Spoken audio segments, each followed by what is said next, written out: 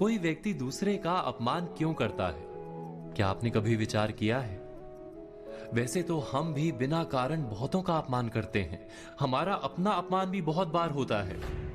संसार का सारा व्यवहार एक दूसरे का अपमान करने पर टिका है। जैसे पति अपनी पत्नी का अपमान करता है, पिता अपनी संतानों का अपमान करता है, नौकरी देने वाला अपने नौकर का अपमान करता है, अर्थात जो भी बलवान है वो निर्बल का अपमान करता है।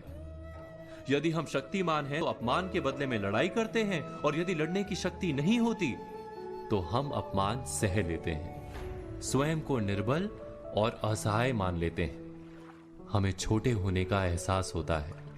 ऐसा प्रतीत होता है जैसे हमारी आत्मा कुचली गई हो।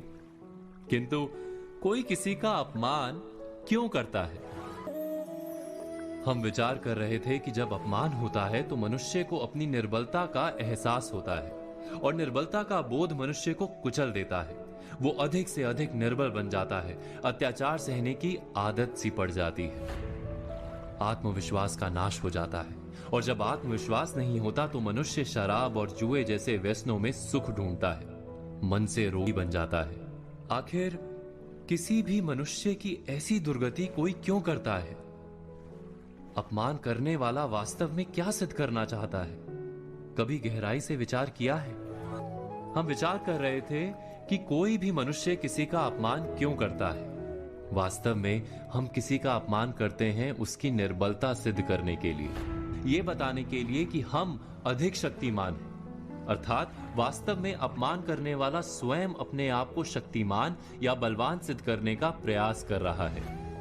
अपमान करने वाला हकीकत में अपनी शक्ति से आश्वस्त नहीं है, उसे अपनी शक्ति पर भरोसा नहीं है। दूसरों को चुनौती देकर वो अपनी शक्ति पर विश्वास प्राप्त करने की कोशिश करता है। क्या ये सच नहीं? हम बात कर रहे थे कि जब हम किसी का अपमान करते हैं तो वास्तव में इतना ही प्रकट करते हैं कि हमें अपने बल पर भरोसा नहीं। हमें ये संसार एक अविरत संघर्ष प्रतीत होता है, कभी ना रुकने वाली एक जंग सी दिखाई देती है। हम अपने निकट आने वाले सभी को प्रतिद्वंदी मानते हैं, फिर वो पति या पत्नी ही क्यों ना हो। हमें निरंतर लगता है कि हमें अपनी शक्ति सिद्ध करनी होगी, अन्यथा हमारा शोषण होगा, हम किसी के गुलाम बन जाएंगे।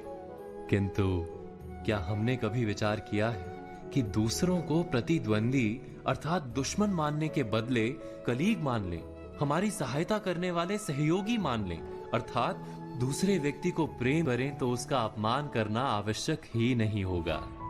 किंतु प्रेम करने के लिए आत्मविश्वास आवश्यक है। जिसे अपनी शक्ति पर विश्वास नहीं, वो प्रेम कर ही नहीं सकता। अर्थात जिसका हृदय आत्मविश्वास से भरा होता है, ना वो अपमान करता है, ना अपमान को स्वीकार करता है। क्या ये सत्य नहीं? इस तथ्य पर विचार अवश्य कीजिएगा।